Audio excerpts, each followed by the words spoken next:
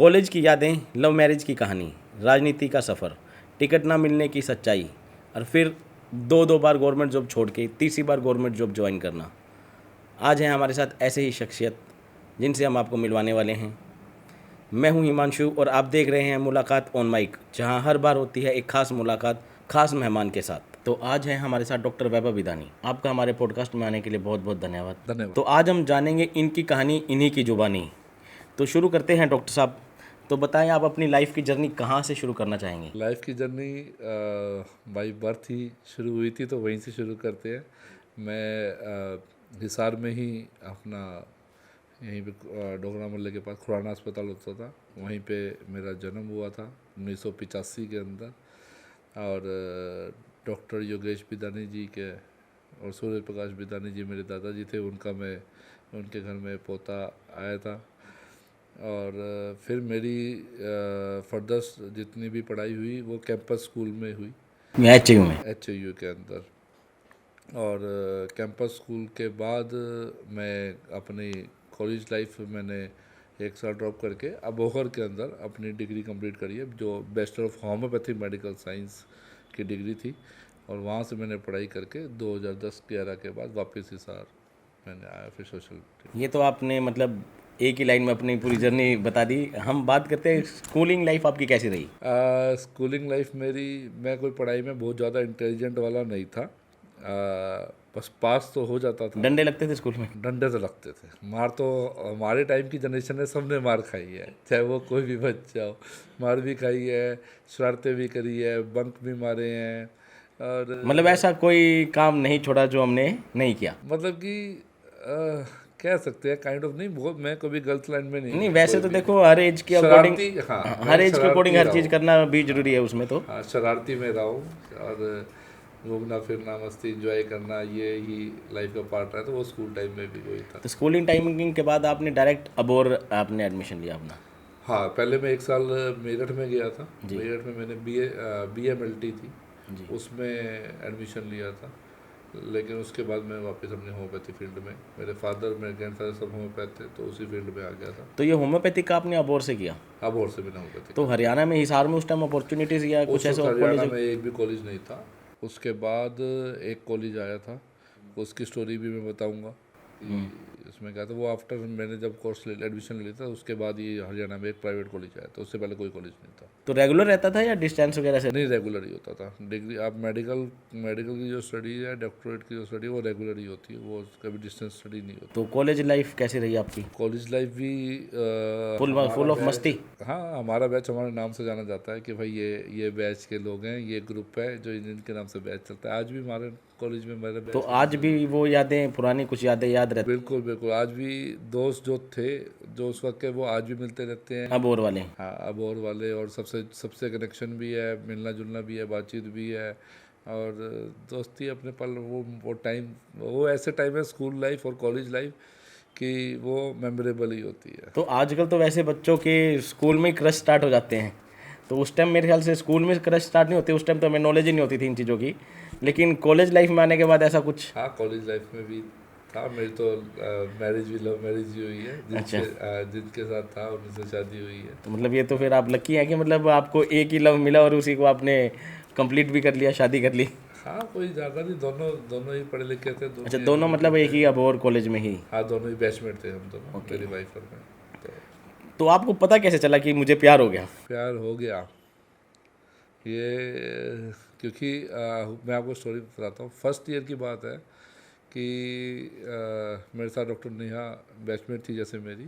तो मैं उनको ये कहता था, भाई देखो, मुझे आप बहुत क्यूट लगते हो, ठीक है, आपको मैं अपनी फैमिली में ही कहीं ना कहीं जब टाइम आएगा। तो वो क्यूट थी, स्वीटनेस थी, और ज़्यादा मतलब कि क्लेवर, क्या कहते हैं ना, वो सिंपल सिटी हुआ करती उस? हाँ, सिंपल सिटी थी, जो सभी लड़कों को पसंद थी। वो सारी खूबियाँ उसमें थी। इंटेलिजेंट थी, हमारे वहाँ की गोल्ड मेडलिस्ट थी चारों, मतलब सभी बैचों में उसकी अच्छी परफॉर्मेंस रही है। थर्ड ईयर के अंदर हमारा भी हमारी एक कॉमन फ्रेंड ने हमारा करा दिया। और अगले 4-5 मतलब प्रपोज ना आपने किया ना उन्होंने किया? हाँ, पसंद दोनों को ही थे, लेकिन शर्म थी तो? हाँ, बस कभी खुला नहीं थे वो चीज़। लेकिन एक कॉमन फ्रेंड थी हमारी, जिसने एक दिन हमारा स्पोर्ट्स मीट चल तो रही सबसे पहले तो आपको उस कॉमन फ्रेंड का बहुत ज़्यादा थैंक्स करना चाहिए।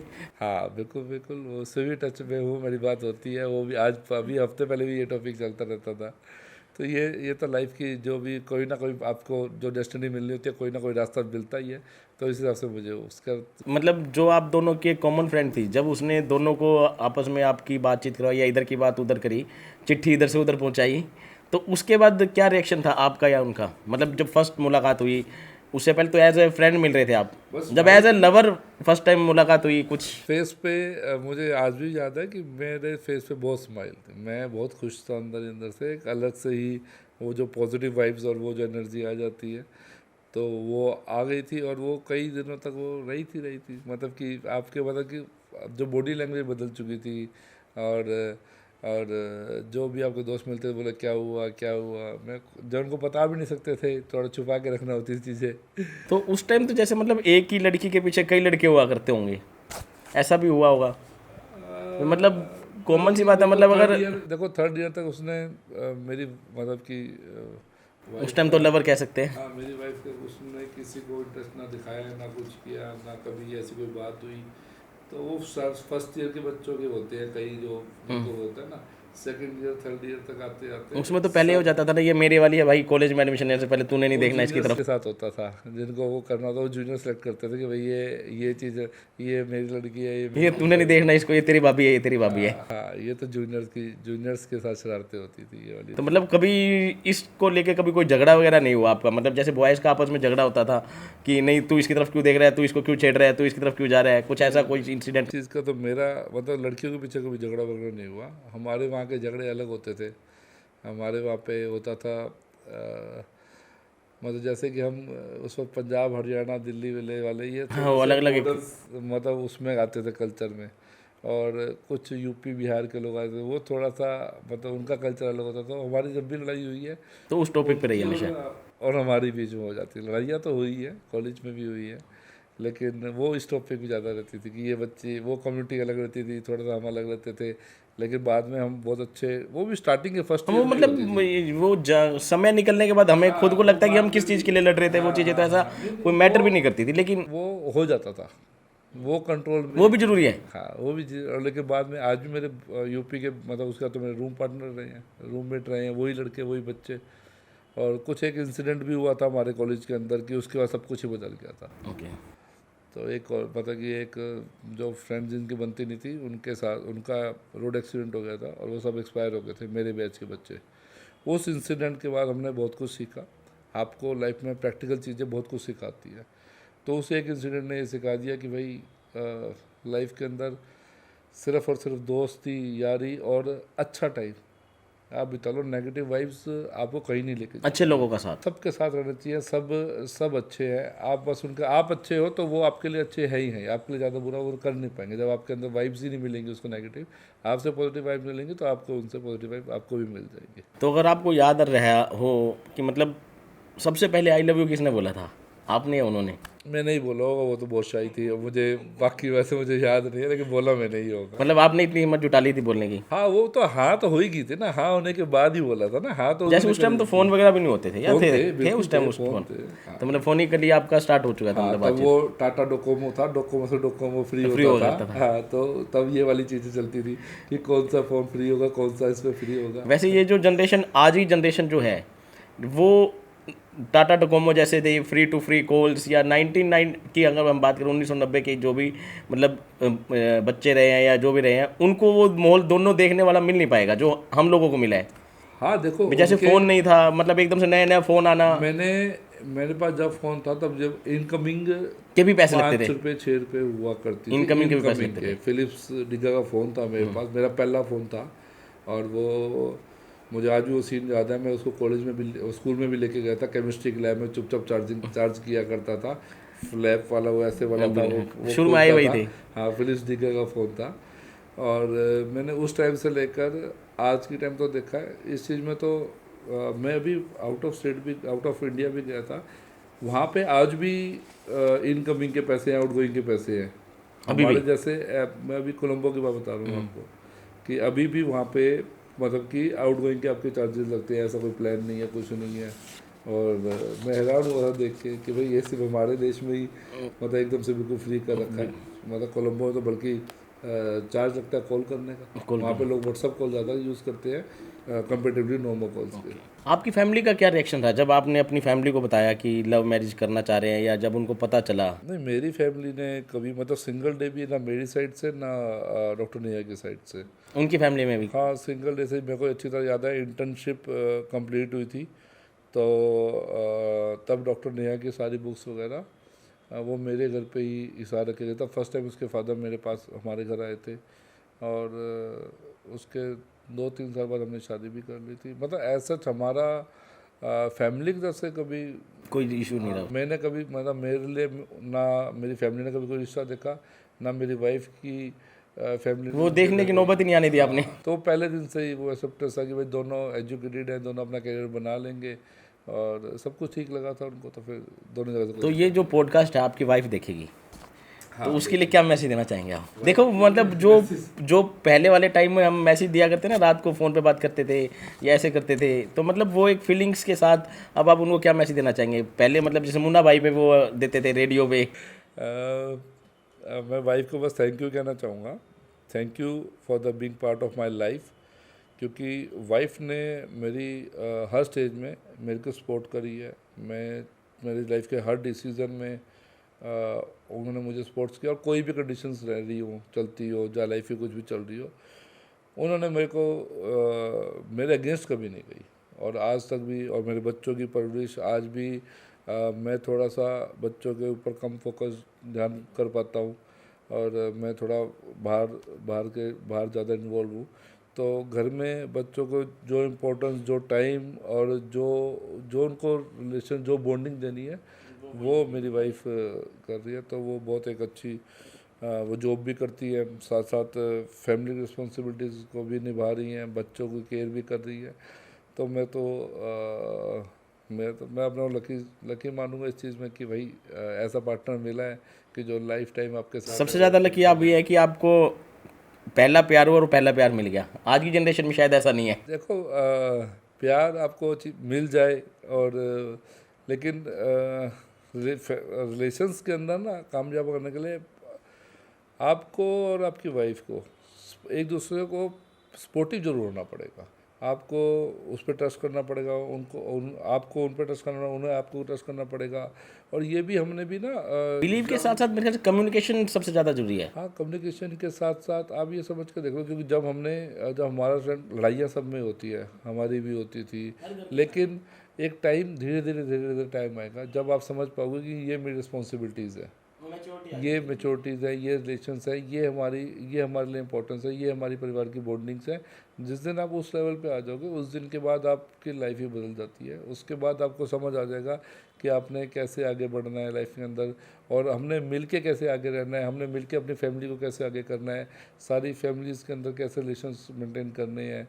तो वो धीरे धीरे आपको साथ रहने से, बात करने से वो चीज़ें आपको आ जाती। तो जब आपका रिलेशनशिप चल रहा था लाइक कॉलेज में, तो उस टाइम आपकी स्टडी पे भी कुछ डिस्टर्बेंस हुई? स्टडी पे मेरी वाइफ तो बहुत सपोर्टिव थी, मुझे तो बल्कि उससे हेल्प मिली, डिस्टर्बेंस नहीं हुई। मतलब ये पास कराने में उनका सबसे मतलब उनका जो सबसे बड़ा हाथ है। मैंने +2 करी है, फर्स्ट ईयर किया, सेकंड ईयर किया, सेकंड ईयर के बाद थर्ड ईयर, फोर्थ ईयर जो मेरे बेसिक क्लियर हुए, जो मुझे उन्होंने पढ़ाया, जो मुझे उन्होंने हेल्प करी, देखो वही मैं मतलब शादी के बाद ही नहीं, बल्कि शादी से पहले से वो अपनी रिस्पॉन्सिबिलिटी पूरी निभा रहे हैं। पार्टनर आप पे डिपेंड करता है आपने पार्टनर कैसे चुना है। मुझे ऐसा पार्टनर मिला जिसने मेरे को मेरा कैरियर बनाने में हेल्प करी, जिसने मेरे को मतलब मेरी कोई बैक नहीं है, कोई सप्ली नहीं आई। और फाइनल ईयर्स के जो मेरे एग्ज़ाम्स हुए हैं उसमें मेरे कॉलेज में मेरे हाईएस्ट मार्क्स थे, और यूनिवर्सिटी में मेरे थर्ड हाईएस्ट पे मेरे मार्क्स आए थे। वो just because of my wife, क्योंकि उनके जो वो इंटेलिजेंट थी, वो तो देखो गोल्ड मेडलिस्ट, उसका लेवल ही अलग था। हाँ, अलग था। पढ़ाई में वो हमेशा इंटेलिजेंट रही है और वो हमेशा वो थी, लेकिन उन्होंने मुझे भी गोल्ड नहीं तो सिल्वर मेडल्स तक पहुंचाने की कोशिश करी। फोकस मेरे पे कर ही दिया उन्होंने। जब उन्होंने मुझ पे फोकस कर दिया तो मैंने भी रिजल्ट शो कर दिया। और उससे पहले मेरी सेकंड ईयर में मतलब कि एक सप्ली आई थी जो हमने मतलब उसी टाइम से आपका लक चेंज हो गया। हाँ, लक चेंज हो गया। मतलब कि आप मतलब मैं उनके जैसा होना चाहता था क्योंकि वो एजुकेटेड थी और इंटेलिजेंट थी, और वो मेरी जैसी होना चाहती थी कि भाई ये बहुत ज़्यादा एक्टिव है, हर एक्टिविटी में, कॉलेज की एक्टिविटी में इन्वॉल्व होता है, स्पोर्ट्स में एक्टिव है, हर चीज़ में इन्वॉल्व है। और वो हम दो अलग अलग थे। वो बहुत शांत रहती थी, मैं बहुत ज़्यादा इन्वॉल्व, एग्रेसिव नहीं, इन्वॉल्व रहता था चीज़ों के अंदर। वो शाई टाइप में रहती थी, मैं हर चीज़ में, मैं स्टेज पे रहता था। तो उसके बाद जब हम मिले और हमारी बहुत सी यादें हैं। जो आज की जनरेशन है उनको आप लव मैरिज के लिए क्या मैसेज देना चाहेंगे? जो ऑडियंस आपको देख रही है या देखेगी, उनको लव मैरिज के लिए आप क्या कहना चाहेंगे? पहले के सिस्टम में और आज के सिस्टम में बहुत फ़र्क है। सिंपल सा एक मैसेज है, लव तो आपको हर टाइम में, हर एज में, हर स्टेज में मिल जाएगा। हमने जो गलती करी है कि कैरियर को इम्पोर्टेंस बाद में दी। वो रियलाइज़ आप सबको ही हो जाता है, बाद में होता है। मुझे भी लगा कि पहले करियर बनाना फोकस्ड है। मेरे को, मैं ब्लेस्ड रहा कि मुझे थर्ड ईयर में ही मेरी कैरियर से रिलेटेड मेरे को वाइफ मिल गई जिन्होंने मुझे उसमें आगे बढ़ाने में हेल्प करी। तो लव लव की कोई एज नहीं है, आपको हर एज में लव मिल जाएगा, लेकिन कैरियर हमेशा फोकस्ड होना चाहिए कि आपको क्या बनना है, क्या आपको करना है, क्या आपके लाइफ के गोल है। जो भी पार्टनर आपका गोल में अचीवमेंट करे, जो लाइफ में आपको आगे करे, बस वही आपका ट्रू लव है। तो ये तो थी आपकी पर्सनल लाइफ के बारे में। कॉलेज की लाइफ हुई, कॉलेज के बाद आपने क्या किया उसके बाद? कॉलेज के बाद मैंने 12 में मैंने अन्ना हजारे मूवमेंट हुआ था, मेरा पहला सोशल मूवमेंट जो था। पर्सनल लाइफ आपकी इतनी अच्छी चल रही थी, love life, personal life, family life बहुत अच्छी चल रही थी आपकी, सोशल में एकदम से मूवमेंट कैसे? नहीं, मैं बताता हूँ इसके बारे में। मेरा पहला मूवमेंट अन्ना हजारे वाला मूवमेंट हुआ था। उसके बाद 2012-13 के अंदर ही मेरी गवर्नमेंट जॉब, मैं चौधरीवास में मैंने एज अ PSC चौधरीवास के अंदर एज अ HMO में, मतलब गवर्नमेंट जॉब लगी आपकी? और 13 से लेकर 17 तक भी मैंने RSS के अंदर विभिन्न दायित्व में, मतलब कि गवर्नमेंट जॉब के साथ मैं संघ के दायित्व में रहा, और तब भी मैं सोशल वर्क में, मतलब कहीं ना कहीं मैं अटैच रहा। तब भी मेरा कोई पॉलिटिक्स में आना और वो मेरा कैरियर तब भी मेरी, ना मेरे माइंड में था, ना मेरे इंटरेस्ट थॉट नहीं दिया। ना मेरा मैं ज़्यादा उसके लिए फोकस था। और इसके बीच में भी एक मेरी गवर्नमेंट जॉब की और सेक्शन हुई थी, वहाँ गुड़गांव में मैंने वो ज्वाइन नहीं करी थी। और PSC चौधरीवास के अंदर भी जब मेरी तब सैलरी हमारी फिक्स सैलरी थी क्योंकि वो कॉन्ट्रेक्चुअल जॉब थी, और उसके अंदर भी 25,000 समथिंग हमें रुपए शायद से देते थे वो। और उसमें भी मैंने, जो मेरी लाइफ का टारगेट या गोल था कि मुझे 25,000 के लिए मैं नहीं करता था। मेरा गोल था कि आप क्या सीखने जा रहे हो, आपके पास क्या अचीवमेंट है। मेरे पास चौधरीवास का जो एक्सपीरियंस है, जो मैंने चौधरीवास में काम किया, मुझे लगता है कि उससे पहले या उसके बाद भी, अभी तक भी PSC चौधरीवास में वो काम किसी ने नहीं किया। 2015-16 तक वहाँ पे MO होते थे, मेडिकल ऑफिसर आते थे जाते थे, मेडिकल ऑफिसर जो MBBS फील्ड के लोग होते थे। और हमारे वहाँ पे डिलीवरी हट होती थी, डिलीवरी हट, और जो बहुत ही नई एकदम से बनी हुई यार, बहुत सुंदर बेहतरीन बनी हुई। तो उस पर 2 साल में मेरे होते हुए एक सिंगल डिलीवरी हुई थी। 2 साल में? 2 साल में एक डिलीवरी, क्योंकि वहाँ पे ना कोई आता था, ना ही कोई किसी को इंटरेस्ट था, ना ही मेडिकल ऑफिसर वगैरह MO वगैरह इंटरेस्टेड थे कि वो चले काम करने में। एक्चुअली वो सिर्फ सरकारी दामाद बन जाते थे नौकरी की बजाय उसको। उसके बाद क्या हुआ कि MO की ट्रांसफ़र हो गई, कोई MO नहीं आया। तो वहाँ का चार्ज जो डिलीवरी रेट का था, क्योंकि as a homeopathy medical officer वो मेरे पास आ गया। और तब वहाँ की आशा जो थी, वो हमारी जो डिलीवरी है, उस एरिया की जो डिलीवरी होती थी, वो जितने भी लोग थे उसके 10 गाँव जुड़ते थे, 10 गाँवों के आसपास की आशा वर्कर वो उसको CSC मंगाली लेके जाया करती थी। मैंने उनसे कांटेक्ट किया कि जब फैसिलिटीज़ हमारे पास है, CSC मंगाली से बिल्कुल नई बनी हुई बिल्डिंग हमारे पास थी, फैसिलिटीज़ थी, सिर्फ स्टाफ की कमी थी। तो जो पहले वहाँ पे थी, जो चौधरीवास पहले ज्वाइन हुई थी, जिनके डिलीवरी ना होने के कारण जिनको कहीं बार बार भेजा था, उनसे हेल्प लेके एडिशनल हेल्प लेके, एक स्टाफ नर्स की जो रेगुलर हमारे पास थी उससे हेल्प लेके हमने वहाँ पे 2 महीने में मतलब कि 10 से 15 डिलीवरी, मतलब 1 महीने में 10 से 12 डिलीवरी मैंने उसमें खुद करवाई और उनकी हेल्प के साथ उन्होंने करवाई। उसके बाद गवर्नमेंट ने ही एक प्रपोज़ल भेजा कि होम्योपैथी डॉक्टर के प्रयासों से, मैं आज तक वो लाइन नहीं भूलता, होम्योपैथी डॉक्टर के प्रयासों से यहाँ पे डिलीवरी सुचारू रूप से शुरू हो गई है, तो हमें यहाँ पे स्टाफ दिया जाए।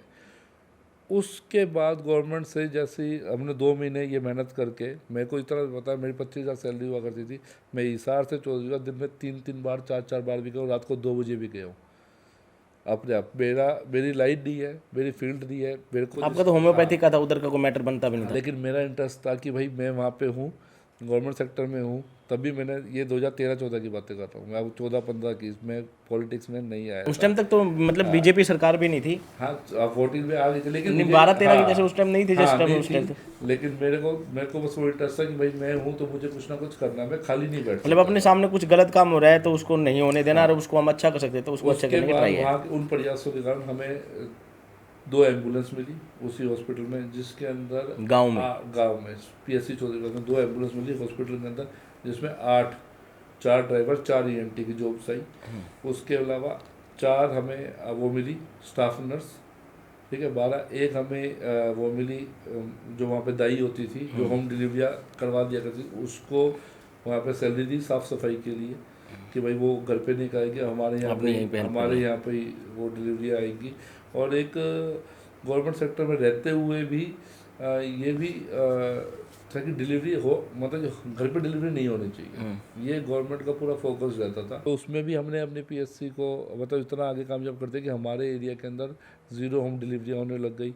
और उसका रिज़ल्ट आज है कि वहाँ पे 15 से 20 जॉब्स आई।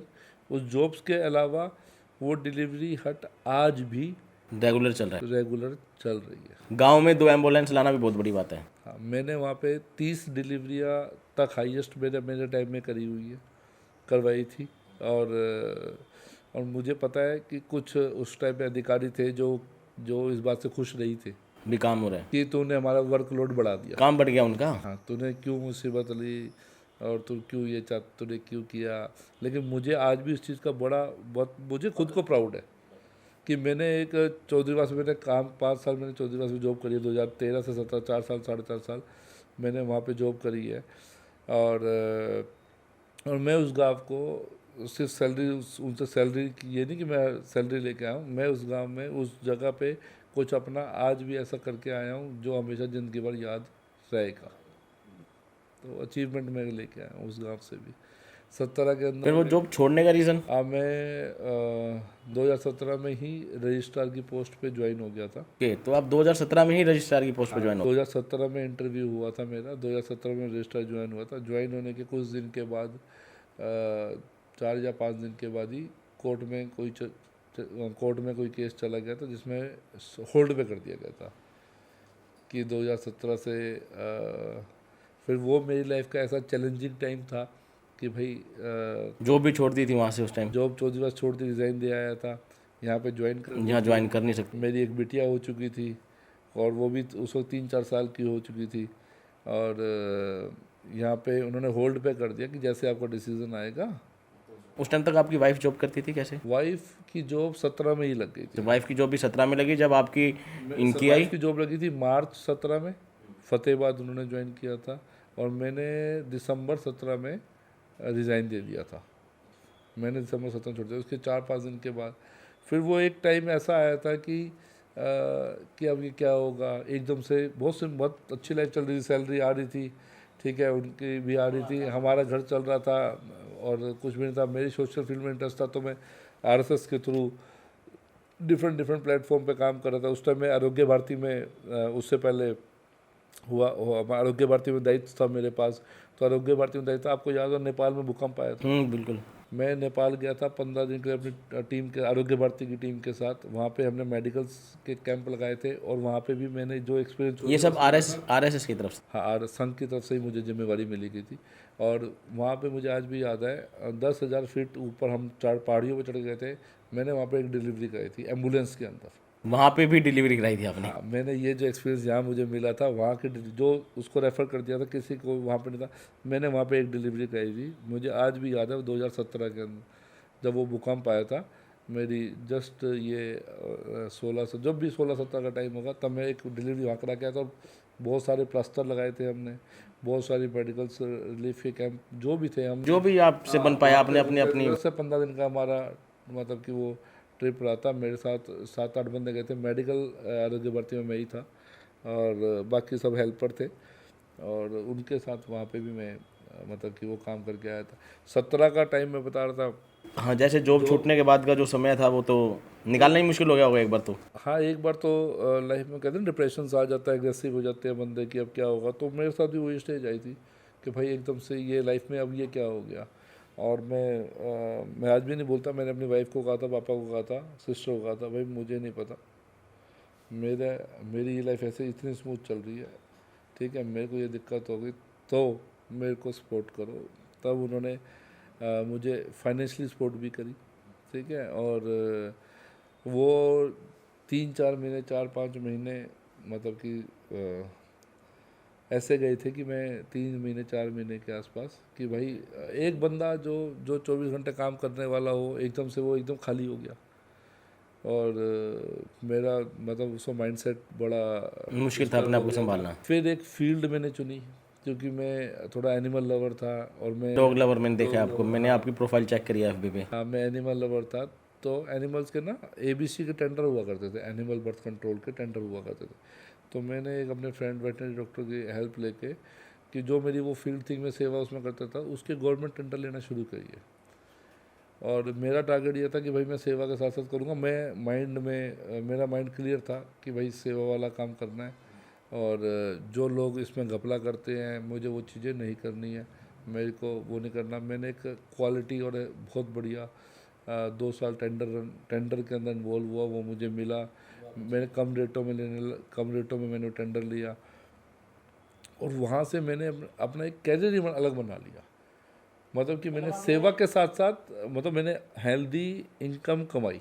मतलब जॉब जाने के बाद आपने कुछ समय डिप्रेशन में निकालने के बाद एक अपॉर्चुनिटी बनाई अब खुद से ही। हाँ, मेरे ने फिर मुझे उस दिन ये रियलाइज़ हो गया कि मैंने 1.5 साल मैंने मतलब कि सबसे पहले पंचकुला किया, क्योंकि मैं उन दिनों पंचकुला में जब मेरी सिलेक्शन हुई तो वहीं रहता था। तो पहला टेंडर मैंने मेहनत करके पंचकुला ही लिया, फिर मैंने रोहतक भी लिया, फिर मैंने पानीपत भी किया, मैंने अम्बाला भी किया, और मैंने 1-2 और मतलब जगह का बाहर भी करवाए।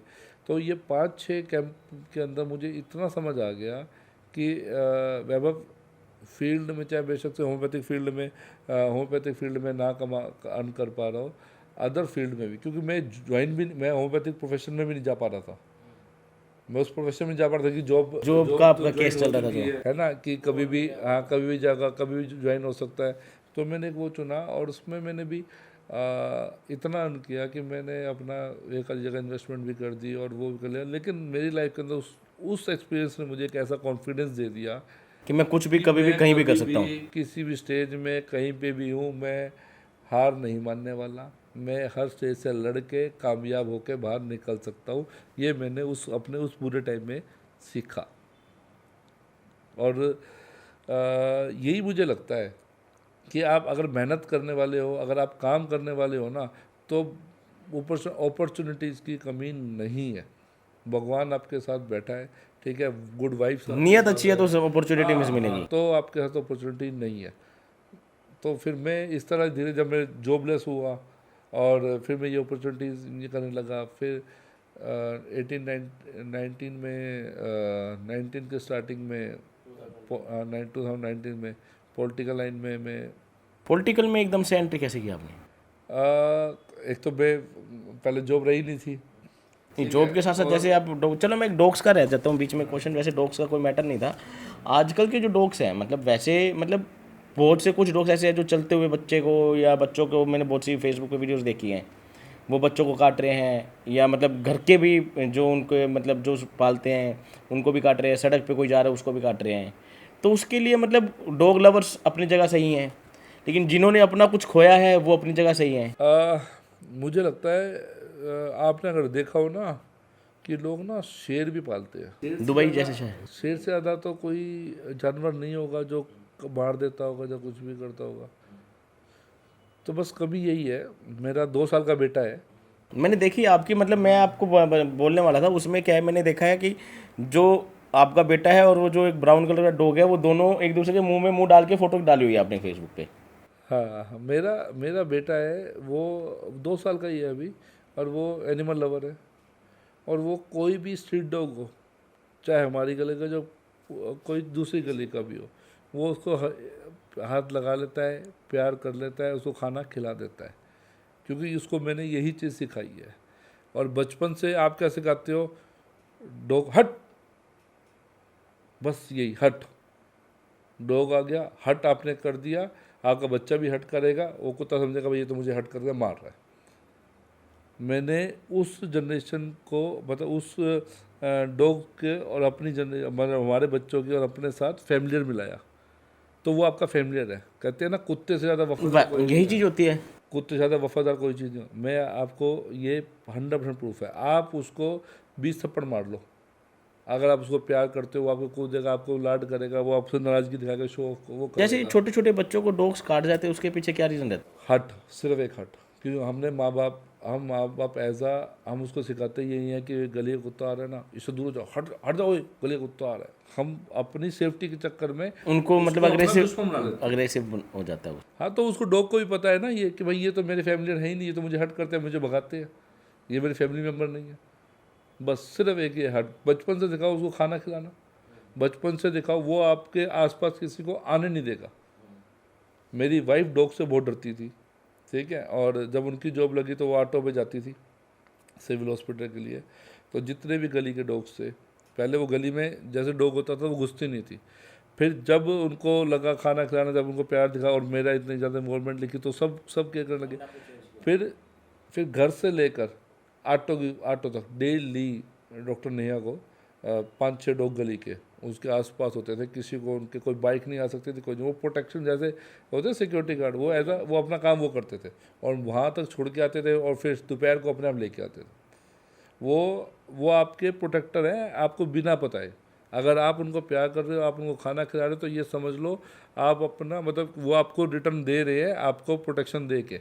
अगर मेरा बेटा बाहर खड़ा हो, बच्चा कोई बाहर खड़ा हो, गली से कोई स्कूटी निकल के दिखा दे, वो सब इसी चीज़ में कहते हैं, तुम धीरे जाओगे तो ठीक है, नहीं तो तुम रुको, क्योंकि वो एक 2 साल का बच्चा बाहर खड़ा है सड़क पे। वो किसी स्ट्रीट डॉग या पेट डॉग को वो आने जाने नहीं देते मेरे बच्चों के आसपास, कोई व्हीकल निकल जाए। पूरी केयर करते हैं उनकी। हाँ, वो अपना देते हैं 100% आपको। मतलब जिस टाइम आप लोग भी उनके साथ नहीं, उस टाइम वो उसके साथ है। हाँ, वो आप ये मत सोचना कि आप उनको पैसा खाना दे रहे हो, तो वो आपकी सर्विस दे रहे हैं वो आपको। आप ये चीज़ नोट कर लेना, स्ट्रीट डॉग भी आपको सर्विस देता है, वो आपके एरिया को प्रोटेक्ट। हाँ, जैसे रात को मतलब 11-12 बजे आते हैं, कोई दूसरी गाड़ी आ जाती है तो उस पर वो भोगते हैं, मतलब एक वो चीज़ है। और उसी गली की गाड़ी होगी तो जल्दी से उस पर नहीं भोगते, उनको भी पहचान हो जाती है उस चीज़ की। सिर्फ यही होता है। और मतलब ह्यूमन नेचर है, सब लोग प्यार नहीं कर सकते, लेकिन मुझे इतना पता है कि जो बंदा प्यार कर सकता है, जो बंदा भी वो उसके साथ रहता है, वो आपको उससे ज़्यादा देंगे। कभी आपके यहाँ डॉग बाइट नहीं होएगी, ठीक है ना। वो हमेशा ही डॉग्स प्यार देना और प्यार लेना। तो राजनीति में आपने एंट्री कैसे ली एकदम से? 2 साल आपने उसके बाद ये एनिमल्स का काम किया, जो भी आपने समाज सेवा की, उसके बाद एकदम से राजनीति की तरफ टर्न, आपकी लाइफ में टर्निंग पॉइंट बहुत आए। राजनीति में आना ऐसा हुआ कि 2018 की बात है, और उस टाइम पे ना नगर निगम के चुनाव होने वाले थे, और हिसार में। और एकदम से फादर साहब तो हमेशा से बीजेपी में एक्टिव थे, इन्वॉल्व थे, सब कुछ थे, और उनकी जगह गौतम सरदाना जी को टिकट मिल गई, ठीक है। जबकि पापा बहुत ज़्यादा इन्वॉल्व रहे थे पॉलिटिक्स में, बीजेपी में, वो उन्होंने अपनी लाइफ, अपना करियर सब कुछ दिया। मुझे उस दिन एक चीज़ समझ आई कि गौतम जी को टिकट इसलिए मिली क्योंकि वो पॉलिटिकली इन्वॉल्व रहे, उन्होंने इलेक्शन लड़े, क्योंकि वो समाज से जुड़े हुए थे उस समय। हाँ, उस टाइम पे मतलब 2018 की मतलब उस टाइम की अगर बात करें तो मतलब बच्चे बच्चे को जानते थे, या वो बच्चे मतलब एक वो था कि मतलब हर बंदे से जाके मिलना, और हर बंदा उन तक पहुंच बहुत इजीली थी। हाँ बिल्कुल, 18 से पहले वो ऐसे ही थे, उन्होंने 2 इलेक्शन लड़ लिए। लेकिन अगर मैं आपको यहाँ बीच में टोकूँ तो इस चीज़ में अगर हम कहते हैं कि गौतम सरदाना जी को उस टाइम इसलिए टिकट दी गई थी कि वो लोगों के बीच में रहे हुए थे। नहीं नहीं नहीं नहीं, उनको टिकट इसलिए दी गई थी कि उन्होंने 2 इलेक्शन लड़े थे। 2 इलेक्शन लड़े थे। 2 इलेक्शन लड़े थे, एक उन्होंने निर्दलीय लड़ा था जिसमें उनको 17-18 हज़ार वोट मिले थे। दूसरा उन्होंने बिश्नोई जी की पार्टी से, मैं उनका नाम भूल गया, बिश्नोई जी की पार्टी का, उससे चुनाव लड़ा था, उनको उसमें 27-28 हज़ार वोट मिले थे। इस वजह से 2018 के अंदर बीजेपी गवर्नमेंट ने उनको, मेरे फादर्स ने जिन्होंने लाइफ दी, उससे बेटर उनको चुना, क्योंकि वहाँ बीजेपी गलत नहीं थी, क्योंकि वो विनिंग कैंडिडेट हमेशा ढूंढती है। तो मुझे समझ आया कि हमारी गलती क्या रही। मैं मतलब कि मेरी थोड़ी सी ये रहती है कि अपनी कमियां ढूंढो। तो मुझे ये चीज़ समझ आई कि भाई 2018 के अंदर हमने कभी चुनाव नहीं लड़े, हम चुनाव में इतने ज़्यादा एक्टिव नहीं रहे। समाज सेवा करी लेकिन इंडिपेंडेंट करी। हाँ, इंडिपेंडेंट करी, मतलब पॉलिटिकली आप राजनीति करना चाहते हो, राजनीति करो, लेकिन बिना चुनाव के राजनीति करना चाहते हो तो आप, इट मीन्स आप जीरो हो, लास्ट तक आप जीरो ही। उस रिपोर्ट कार्ड नहीं मिलता जब तक चुनाव नहीं रिपोर्ट कार्ड आपके पास नहीं है, रिपोर्ट कार्ड आपको नहीं चुनाव लड़ने पड़ेंगे, एडमिशन है वो। आपको चुनाव जीतने पड़ेंगे। दूसरा कोई भी ना गोल होता है ना फोकस होता है, चुनाव लड़ो। पॉलिटिक्स, राजनीति का मतलब ये है, ये चुनाव लड़ो और चुनाव जीतो। चुनाव लड़ना बहुत जरूरी है, हार जीत पार्ट, सेकंड पार्ट है, चुनाव लड़ना बहुत जरूरी है। मैंने उसी वक्त 2018 के अंदर हमारा महिला वार्ड हो गया। जैसे कि ये कहते हैं कि मतलब वीडियोस देखी हैं जो भी है कि मतलब पॉलिटिकल का मतलब सबसे पहले ये मतलब ये है कि अपने पर भी विश्वास ना करो।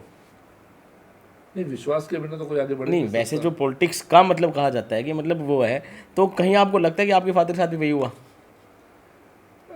देखो, हो सकता है कि वही चीज़ हुई हो उनके साथ भी, लेकिन कमियां तो हमारे अंदर भी थी कि हमने पहले, हम पॉलिटिकल इन्वॉल्व थे, लेकिन फ्रंट लाइन पॉलिटिक्स हमने नहीं करी थी। पर्दे के पीछे काम पर्दे के पीछे काम किया। पर्दे के पीछे क्या मतलब कि एज अ पार्टी मेंबर काम किया था। एज अ कैंडिडेट कभी पापा ने कोई मतलब चुनाव मतलब एमएलए का या एमपी का, जो कोई भी इच्छा उनके मन में रही हो, तो उन्होंने वो चुनाव नहीं लड़ा। इसी वजह से हमारी वो 18 वाली टिकट पीछे रहेगी, वो कटी थी, जो मुझे क्लियर कट पता था।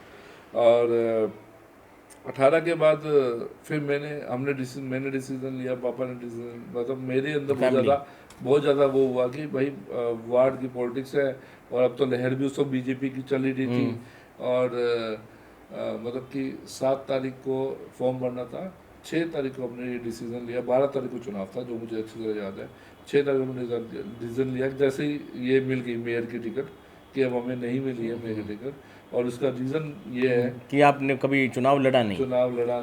तो मैंने उसी वक्त 2018 में, और फिर मेरे अंदर बड़ी गलतफहमी थी उस वक्त तक कि यार तू बिरानी है, तुमने तो पूरी ज़िंदगी बीजेपी दी है। पंजाबियों की वेव चल रही थी उस टाइम पे, गौतम सरदाना जी थे, और खट्टर जी थे, यहाँ तो मिंटू हमारा अपोजिट। तो मुझे लगा था वन साइडेड जीत हो जाएगी, और हमारी वोट भी ज़्यादा ये हो जाता है, सारा कुछ हमने सारी कैलकुलेशन गलत हाँ, सारी कैलकुलेशन अपने हिसाब से करके, और मैंने कहा भाई चुनाव लड़ेंगे।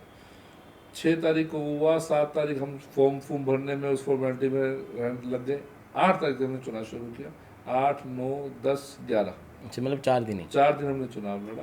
12 तारीख को वोटिंग थी। 4 दिन में हम अपना एरिया भी पूरा कवर नहीं कर पाए थे, क्योंकि मुझे अच्छी तरह याद है, लास्ट दिन तो मैं पहली बार दुर्गा कॉलोनी गया था। दुर्गा कॉलोनी पहली बार गया था, वो भी शाम को, जब वो हो चुका था कि भाई अब मुझे एरिया बाद में चला कि वो भी एरिया आपके अंडर आता है, वो भी हमारे अंडर आता है, मुझे वो पता ही नहीं था। तो 4 दिन के बाद पता चला कि वो एरिया भी हमारे अंडर, और वहाँ पे 700-800 वोट थे। हम रात को 6-7 बजे 8 बजे वहाँ पे वोट मांगने गए, और उसके बाद अगले दिन वोटिंग जो होनी थी वो वोटिंग हुई। और जब रिजल्ट आया 20 तारीख को, तो तीनों कैंडिडेट के 2000 प्लस थे, और हम 150 वोटों से हार गए। और वो जो चुनाव हारे, वो मेरे लिए लाइफ का सबसे सेटबैक। मुझे एक चीज़ समझ आ गई कि राजनीति करिए ऊपर लेवल तक की, कि भाई मंत्रियों से रिलेशन है, मंत्रियों से लिंक है, आपको जमीनी स्तर पे काम नहीं किया। मतलब काम हर बार एक एक्सपीरियंस मिलता गया। पहले एक्सपीरियंस मिला कि चुनाव लड़ना जरूरी है, तब आपको आगे टिकट मिलेगी। हाँ, उस हार से सेकंड एक्सपीरियंस ये मिला कि जमीन पे रहना बहुत जरूरी है। उसके बाद इलेक्शन जीता जा सकता है। हाँ, जमीन पे रहना बहुत जरूरी है। और फिर जब पॉलिटिक्स में एंट्री हो ही चुकी थी, ज़मीन में रहना लग ही रहा था कि भाई ज़मीन पे रहना ही रहना है और काम करना ही है। फिर कोविड आ गया। कोविड के बाद सब कुछ बदला। एमसीडीसी की मार्केट बंद हो चुकी थी। फिर उस फील्ड से काम करते करते उसमें कोविड में वो मार्केट खुलवाने के लिए थोड़ा सा एफर्ट किया, तो गंगवा जी का बहुत सपोर्ट मिला था। मतलब उसके बाद आपने ज़मीनी स्तर पे जमीनी स्तर पे काम करना स्टार्ट किया। लिंक, मतलब जो हमारे लिंक से, जो हमारे रिलेशन से, वो दूसरों के लिए वो एक यूज़ करने लगे। एमसी का जो चुनाव था उसने आपकी लाइफ में एक चेंजेस लाया कि मुझे ज़मीनी स्तर पे आगे बढ़ना है। हाँ, तो उसके कारण उस चीज़ के बाद में नहीं, मुझे काम करने की इच्छा होती थी। मुझे वहाँ से सीखने को मिला कि भाई ये मैंने आपको पहले ही बताया कि जब भी मेरे साथ कुछ सेटबैक होता है, कुछ भी होता है, तो मैं अपनी कमियां देखता हूँ कि भाई इसमें ये क्या कमी रही, किस वजह से रह गई हाँ, या किस वजह से हम दूसरों की ज़्यादा अपनी कमी देखनी चाहिए कि भाई क्या क्या वो एक्सपीरियंस हुआ, क्या कुछ हुआ। और फिर उसमें आप अपना आगे बढ़ते गए। फिर मैंने सोशल में जितना भी एक्टिव हो सकता था, जो भी फील्ड का काम हो सकता था, मैंने वो सब किए। और तब भी मैंने बहुत कुछ सीखा कि पॉलिटिक्स में जो आज आपका है वो कल चाहे आपका ना हो। पॉलिटिक्स अपॉर्चुनिटी की चीज़ें हैं। और फिर वो चलते रहे आगे बढ़ते बीच रहे। में मैंने एफबी पे आपकी एक पोस्ट देखी, उसके अंदर मतलब कई पिक्स ऐसी देखी जिसके अंदर ऐसे भीड़ लगी हुई है वहाँ पे जैसे भंडारे में भी नहीं लगी होती। हाँ, मतलब कुछ छीनने के लिए जैसे भीड़ लगी हुई होती। नहीं, वो छीनने के लिए भीड़ नहीं थी। मैं ये भी बताता हूँ आपको। मेरी जो सोशल टीम कैसे बड़ी हुई और यहाँ से मेरा मतलब कि मुझे कैसे लगा। पहले मैं एक वार्ड के अंदर ही काम करता था, वार्ड 13। मेरी सारी प्रॉब्लम जो भी रिलेटेड, क्योंकि मुझे वो चुनाव जीतना था, जो मेरा टारगेट हो गया था लाइफ का कि एक बार तो भाई ये चीज़ आगे करनी है। हुआ क्या, मुझे वहाँ के एक बूथ का वो बना दिया गया फैमिली आईडी वेरिफिकेशन करने के लिए। 5 कैटेगरी आपकी वार्ड का मेरे वार्ड के एक बूथ का, एक बूथ। उसमें 13 बूथ होते थे। 13 में से एक बूथ का इंचार्ज मुझे बना दिया गया कि भाई इसके अंदर 5 टीमें हैं। एक सोशल टीम होती थी, एक मतलब कि फैमिली आईडी वेरिफिकेशन करने, 5 में से 3 जने अगर एक वेरिफिकेशन कर देंगे तो वो फैमिली आईडी वेरीफाई हो जाएगी। मुझे वो एक का बनाया गया। ठीक, ऐसे करते करते पूरे हिसार में सबको डिपार्टमेंट एक बूथ दे दिया गया। बूथ 140 बूथ थे, वो सबको बांट दिए गए। जब एक का हमारी मीटिंग हुई, रेस्ट हाउस में मीटिंग हुई थी, कमल गुप्ता जी ने मीटिंग ली थी कि भाई आपको ऐसे ऐसे लोगों की वो करनी है और जो गरीब पात्र के लोग हैं उनको उनका हक मिल जाए। आपने आयुष्मान का हो, बीपीएल का हो, जो भी उनका हक है। मेरी तब भी ये होती थी कि भाई आयुष्मान तो सबको मिल जाना चाहिए। उसके अंदर भी ये था कि भाई जिनका 81 से कम होगा उनको आयुष्मान मिल जाएगा, क्योंकि एक मिडिल क्लास मेरी जैसी फैमिली के लिए भी अगर कोई ऐसा बर्डन आ जाए, वो सीधे 10-15-20 लाख रुपए आपके एकदम से हॉस्पिटल में ऐसे गायब होते हैं। और आप कितने भी सेटल्ड हो, आपको 2-3 साल 4 साल रिकवरी में ही आपको लग जाते हैं। तो मेरी ये इच्छा होती थी कि हर गरीब आदमी को आयुष्मान ज़रूर मिल जाए। और उस वक्त तक जब मैं ये काम करने लगा था तब मुझे ये नहीं पता था कि इसमें बीपीएल भी इसमें इन्वॉल्व है, सारी स्कीम्स इसमें इन्वॉल्व है। आयुष्मान कार्ड में ही सब कुछ था। इतना पता था कि इसमें जिसकी इनकम कम होगी उसको मेडिकल क्लेम मिलेगा। मेडिकल क्लेम मिलना है। वो भी गौतम जी ने एक इंटरव्यू में किसी को बोला था, तब आपको पता चला। तब मुझे उससे नॉलेज हुई थी कि भाई इसका जिसको मैं एक बना रहा हूँ उससे उसको वो मिलने वाले हैं। और तब तक मुझे उसमें था ही नहीं, बस मेरे लिए तो एक बूथ का ही काम दिया गया था। वो ऐसा हुआ, मुझे तो देख देख के होने लगा कि भाई कैसे कैसे हैं। बहुत सारे बूथ ऐसे थे कि जहाँ पे गरीब लोग रहते थे और वहाँ पे काम नहीं हो रहा था, क्योंकि 5 टीमें करनी थी। एक एडीसी ऑफिस की टीम करती थी, तो चुनाव आयोग वाली टीम नहीं करती थी, सोशल वर्कर वाली टीम नहीं करती, वॉलंटियर होते थे वो टीम नहीं करते थे। तो वहीं पे मैं इतना ज़्यादा इन्वॉल्व हुआ उस चीज़ के अंदर कि आप थोड़ा टाइम बाद देखोगे तो एडीसी ऑफिस के अंदर वहाँ पे मेरा ना उन्होंने नाम फ़ोन नंबर लिखा दिया था कि हिसार विधानसभा और नलवा विधानसभा के लिए इस नंबर पे संपर्क करें अगर आपको फैमिली आईडी। तो ये जो वॉलंटियर्स थे या जो भी टीम थी ये फ्री ऑफ कॉस्ट सभी काम करती थी? जो मेरी टीम बनी थी, बिल्कुल ये वो लोग थे जो खुद सफर थे। ये लोग चक्कर काट रहे थे कि हमारा कोई काम करो। मैंने उसी एरिया का, क्योंकि मैं कहा भाई तुम उस एरिया के हो तभी तू मेरे पास आया। उनकी कमजोरी को उनकी ताकत बना दिया आपने। हाँ, मैंने कहा जैसे तू दुखी हुआ है अब और दुखी ना हो। इस एरिया में जितना भी काम पेंडिंग है, क्योंकि वो पोर्टल हुआ करता है उसमें काम है का, अब हम मिलके काम करेंगे। ऐसे करते करते एक से करते करते करते करते मेरी टीम नलवा में भी बन गई थी, और वो धीरे धीरे धीरे धीरे करते करते हमारे पास हज़ारों की संख्या में, मतलब कि मुझे अच्छी तरह यह पता है कि मेरे ऑफिस से ही 27-28 हज़ार तो हमने फैमिली आईडी वेरीफाई करके बीपीएल कार्ड और राशन कार्ड हमने बनाए हैं, और हम साथ के साथ उसको करके करा के बेचते थे कि जहाँ तेरी फैमिली आईडी वेरीफाई होगी, तेरा बीपीएल कार्ड बन गया, आयुष्मान कार्ड बन गया, अपना जॉब। मतलब वो सारी भीड़, मतलब लोगों से ना ये सुनने को मिलता था, इतनी भीड़ तो ना जब मंडे को या ट्यूसडे को सीएम हाउस में भी नहीं लगती जितनी भीड़ वहाँ लगती है। वो सब सफलर थे, और मुझे एक दो बार ऐसा हुआ भी सही कि मेरे को तो एक बूथ की जिम्मेवारी दी गई थी, लेकिन मुझे लगा कि भाई गरीब लोग हैं, परेशान हो रहे हैं, और क्योंकि उसमें सबसे पहले इन्वॉल्व हुआ था स्कूल के बच्चों का, उनके लिए वो सर्टिफिकेट मांगने लग गए थे। अच्छा, बीपीएल का नहीं कि आपकी इनकम इतनी है, इनकम सर्टिफिकेट मांगने लग गए थे, तो सबसे पहले वो आने लगे थे, 81 से नीचे वाले देखा। हाँ, इनकम सर्टिफिकेट। तो उनकी, मैं कहा बच्चों के एडमिशन का आप कैसे हो जाएंगे, जिनको गवर्नमेंट ने एडमिशन ले रखा उनको इनकम सर्टिफिकेट जमा करवाना होता था, और इनकम सर्टिफिकेट इससे ही होता, और वो वेरीफाई नहीं हो रहे थे, और वो लोग सबसे पहले परेशान होना शुरू हुए थे। एडमिशन टाइम भी चला जाता था, वहाँ से मैं इन्वॉल्व हुआ कि भाई जो कुछ भी हो, मैं टीम तैयार करूँगा, मैं काम करूँगा, और फिर मैं जिसको एक को चार्ज दिया था वो हासी के थे, उन्होंने मेरे कहने पे सारी टीम हिसार की बदल दी। जिसको मैं कहता गया वो अपॉइंट होते गए, वो काम करते गए, हम ऐसे धीरे धीरे धीरे करते हुए, और ऐसे बहुत सारे साथी जो मेरे साथ जुड़ गए, जो आज भी जुड़े हुए, बहुत सारे साथी। अब हमारी मुलाकात भी शायद से उन दिनों उसी में हुई थी उन दिनों, और उसके साथ वो एक इतना समूह बन गया था, और इतना, मतलब कि मैं ऐसा गली नहीं, ऐसा कोना नहीं, ऐसा मोहल्ला नहीं जहाँ पे जाके मैंने फिर कैंप ना लगाए, और वहाँ पे हर कैंप, मेरे ऑफिस के अलावा मैंने 100 से ऊपर कैंप फील्ड में लगाए थे, हर मोहल्ले में जाके, और वहाँ पे बहुत भीड़, और हम साथ साथ काम करके दिया करते थे, और वहीं के वॉलंटियर्स होते थे, वहीं के लोग होते थे जो बस काम करना जानते थे, जो चाहते थे कि उनका अड़ोस पड़ोस वाला सुख हो, उनका वो ठीक हो जाए। फिर कुछ लोग जो पॉलिटिकली एक्टिव होना चाहते थे वो भी इन्वॉल्व हुए थे, और मैंने जिसकी जो मदद होती थी, जिस बंदे का जिस में इंटरेस्ट था सभी के रास्ते खोल दिए थे हाँ आपने। हाँ हाँ, लेकिन अगर मैं ये कहना चाहूँ कि मतलब आप ना होते तो क्या होता, कोई ना कोई और होता, मतलब भगवान और किसी का ना, देखो मैं ये नहीं कह रहा, मतलब किसी ना किसी को, जैसे अब गवर्नमेंट ने दी है अपॉर्चुनिटी, मतलब कोई आप दे रहे हो तो मतलब जनता तक वो चीज़ें पहुंचती नहीं, जनता को आधे से ज़्यादा तो फैसिलिटीज पता ही नहीं है। हाँ, शायद से ना सफर थोड़ा टाइम लग जाता, लेकिन होता सही ना, काम तो होना ही था तो सही, लेकिन मतलब मैं कह रहा हूँ कि कुछ ऐसा सिस्टम हमने या थोड़ा ईज कर दिया, बस हमने थोड़ा इजी कर दिया, लेकिन काम तो होना ही था। वो माध्यम भगवान ने मुझे चुना, और उसके थ्रू ही मैं बहुत सी जनता से मिला। आपका फाइनेंस का काम भी रहा है क्या? नहीं, फाइनेंस का काम, मेरे पास फाइनेंस कम होता है, हमेशा कम रहा है। फेसबुक पे एक पोस्ट देखी थी, 1 करोड़ तक के लोन बांटे।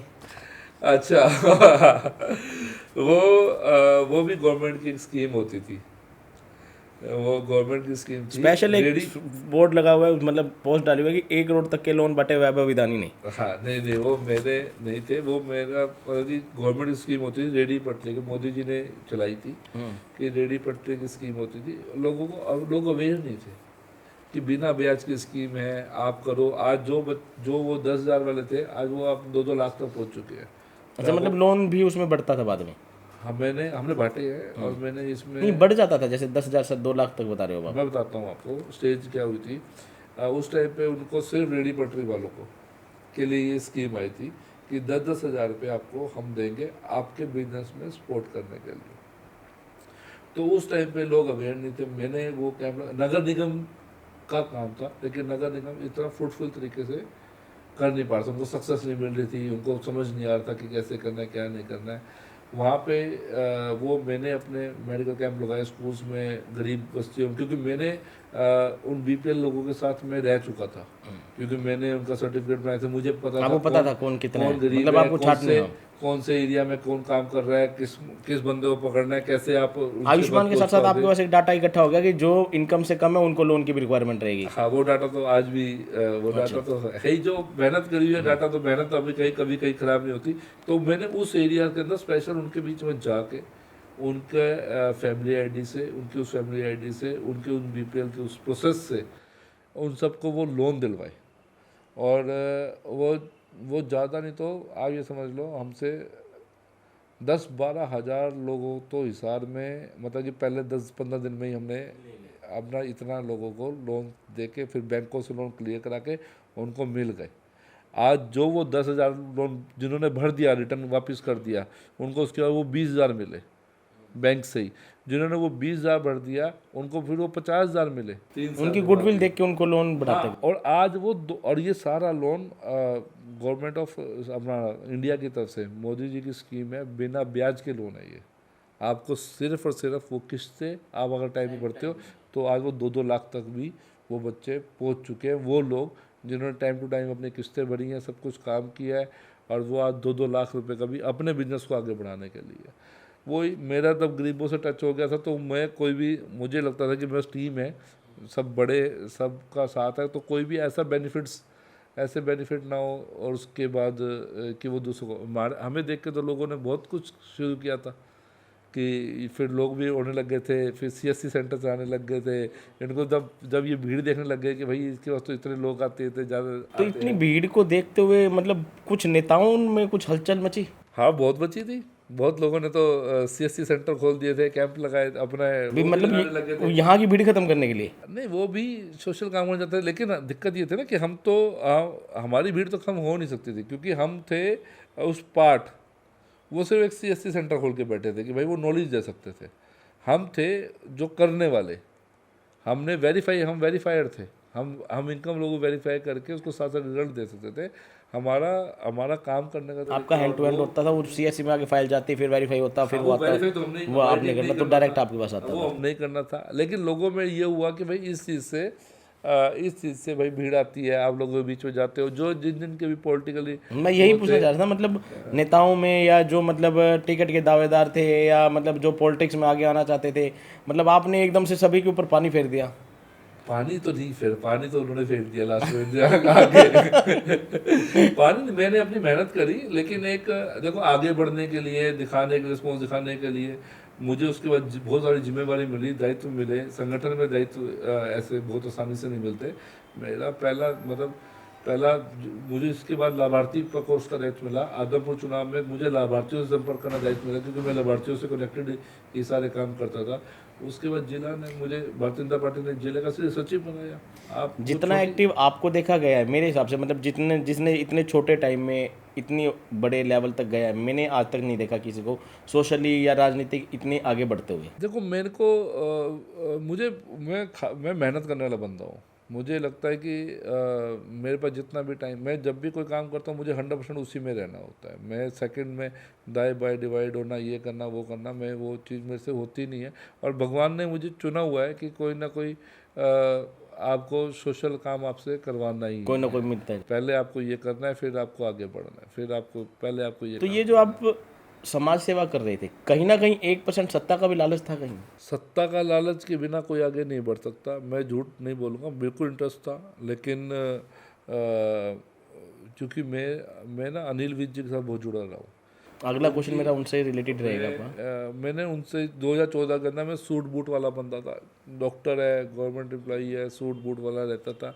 और एक दिन की बात है, 14-15 में हम उनके ऑफिस में वहाँ बैठे हुए चंडीगढ़ में सेक्रेटेरिएट में। तो एक बंदा आया, वो थोड़ा गरीब सा ही था, और वो था, और आगे साथ आके बैठ गया, बड़ा ही परेशान। मैं कहा नॉर्मल होगा, कोई फिर करने आया होगा। तो विज साहब को बोला, भाई मेरे ऐसे ऐसे बात है और ये बंदा मुझे बहुत तंग कर रहा है। बिजली का कोई काम था उसके रिलेशन में वो आया हुआ था। बोला SDO को फ़ोन कर दे। विज साहब ने कहा सोमवार को सुबह तू घर पे आ। ठीक है, वो बंदा मायूस हो गया। 2 मिनट बाद विज साहब ने बोला, राजेंद्र परेशान मत, तो अब हो गया है शुक्रवार के 6 बज चुके हैं शाम के, मैं अब फ़ोन करूँगा, 2 दिन इसकी है छुट्टी। सोमवार को उसको सुबह बिठा के तू मेरे पास आएगा, तेरे सामने फ़ोन करूँगा। दोपहर को मैं 1 बजे यहाँ पे आऊँगा, उससे पहले फ़ोन करूँगा, और 1 बजे तक इसने काम नहीं किया तो उसको सस्पेंड कर दूँगा। और वो उस व्यक्ति को कह रहे थे जो मतलब कि जो बहुत ही मतलब कि साधारण से क्या, वो कपड़े भी मतलब उसके बहुत मैले कपड़े थे, और उसका नाम लेके उन्होंने बोला। फिर मुझे समझ आया कि ये बंदा 7 बार क्यों जीता है। जो बंदा 6 बार 7 बार जीत रहा है वो इसलिए जीत रहा है कि वो इस लेवल तक मतलब कि आप वाली बात है, ग्राउंड लेवल से जुड़ा हुआ है। हाँ सेवा करता है, इस लेवल तक जुड़ा हुआ है और बाकायदा नाम से जानता है। और हर अपने कार्यकर्ता के लिए, हर अपने कार्यकर्ता के लिए कुछ भी करने वो डेडिकेटेड 100% डेडिकेटेड बंदे जो थे, मैं वहाँ से सीखा था कि भाई कैसे काम करना है, कैसे लोगों को अपने साथ जोड़ना है, कैसे आपको आगे बढ़ना है। और चुनाव टिकट लेना एक बार ले लोगे, अगली बार कैसे जीतोगे? डर तो होता है ना। अनिल विज जी के चुनाव में भी डर ही नहीं लगा, वो निर्दलीय जीत जाते थे। बीजेपी की सरकार नहीं रही तब भी वो तब बने। भी वो जीतते रहे हैं। जब बीजेपी के 2 एमएलए तब भी वो जीते, जब बीजेपी के 4 एमएलए तब भी वो जीते। वो उनको डर नहीं है ना, क्योंकि अगर आज आप एक बार चुनाव करके जीत जाओगे तो आपको ऐसा तो कुछ करना है ना कि अगली बार आप चुनाव में उतरो, हारो ना। राजनीति तो वैसे ही 5 साल की है, आपकी जो नौकरी है 5 साल की नौकरी है। 5 साल बाद आपको फिर एग्ज़ाम देना है, आपको फिर चुनाव में उतरना है। फिर आपको आज आज जो 18 में गौतम जी हमारी मिसाल हुआ करते थे, आज वो गायब हो गए ना। लेकिन मैं ये नहीं कहता ये 5 साल की नौकरी है, ये आपके जो आप दोगे वो आपको मिलेगा। जो आप दोगे आप वो मिलोगे। जब तक आपको नहीं मिला था वो बहुत ज़्यादा फील्ड में थे। मिलने के बाद उनके 4 ऑफिस खुल गए, मिलने के बाद उनके 3-4 ऑफिस खुल गए, लोग उनसे मिल नहीं पा रहे थे, मिलना ही उन्होंने छोड़ दिया। फिर एकदम से इलेक्शन में आ जाना, फिर आप सोचते हो कि सब कुछ हो जाएगा, फिर मैं वो कर लूँगा, वो नहीं होता ना। अगर आपको 7 बार जीतना है, 6 बार जीतना है और आपको हार का डर ना हो, तो उसके लिए तो आपको 24 घंटे 7 दिन फील्ड में नीचे उतर के काम करना पड़ेगा। तो जैसे कि अभी आपने बताया कि ग्राउंड लेवल पे आपने इतने अच्छे से काम किया, विज साहब से आपने प्रेरणा ली, मार्गदर्शन लिया, या वहाँ जाके आपको सीख मिली कि मुझे ये सब कुछ करना चाहिए था और आप कर भी रहे थे।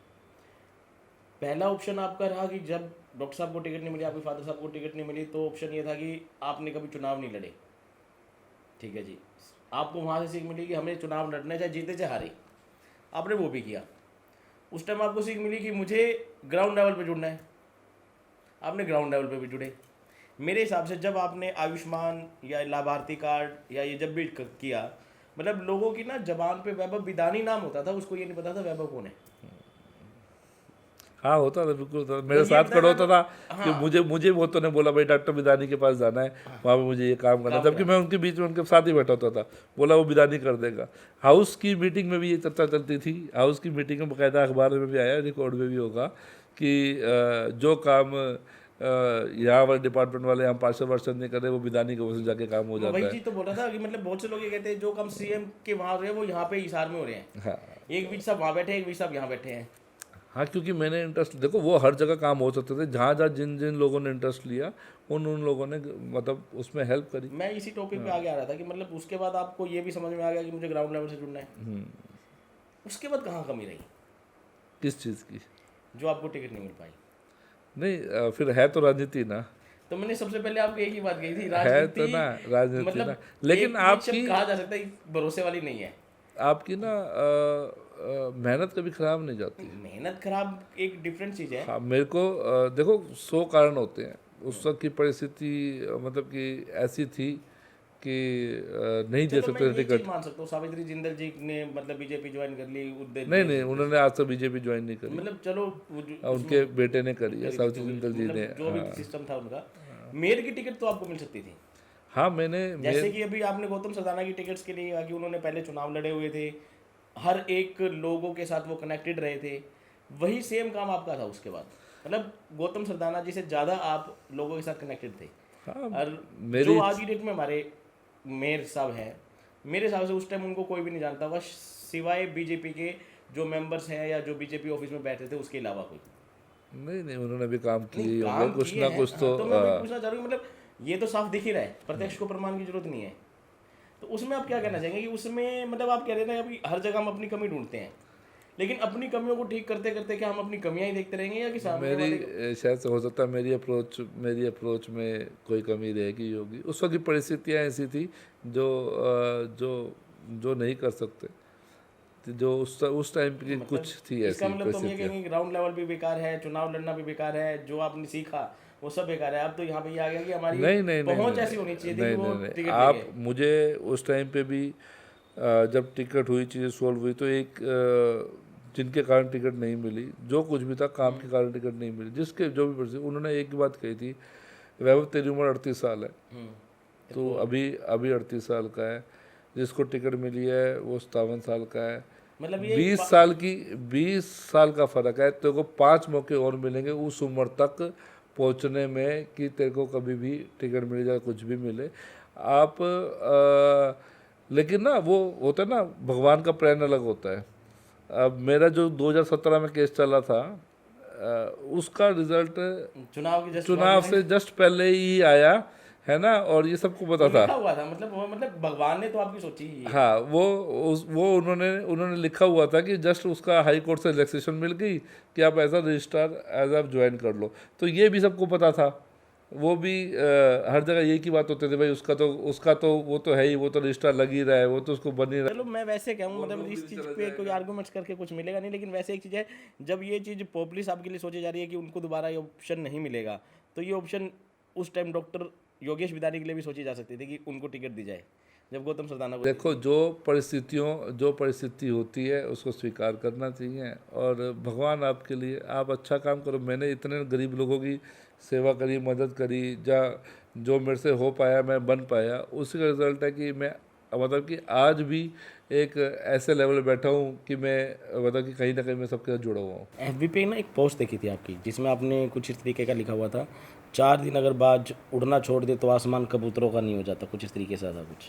हाँ, ये तो 1.5 साल पुरानी पोस्ट है। 2000 मार्च 2025 की बात है शायद, ये हाँ, मार्च इलेक्शन से पहले। वो पॉलिटिकली पोस्ट थी, कुछ अपने अंदर के साथियों के लिए वो पोस्ट थी, जिनको उनको दिक्कत ये हो रही थी कि ये एक छोटा सा लड़का एकदम से इतनी जल्दी हर जगह हर स्टेज पे कैसे पहुंच पा रहा है, इतने लोगों के साथ इतना इंटरेक्ट कैसे कर पा रहा है, कि ऐसा कोई भी मतलब कि वो वो होते हैं ना, जब आप आगे बढ़ते तो कुछ लोगों को आपकी टांग खींचनी होगी। जो मैंने भी आपसे पूछा था कि नेताओं में खलबली मची, जब आपने कुछ काम स्टार्ट किया, इतनी भीड़ आपके ऑफिस में दिखने लगी, जो पुराने लोग इतने से टाइम से जुड़े हुए हैं।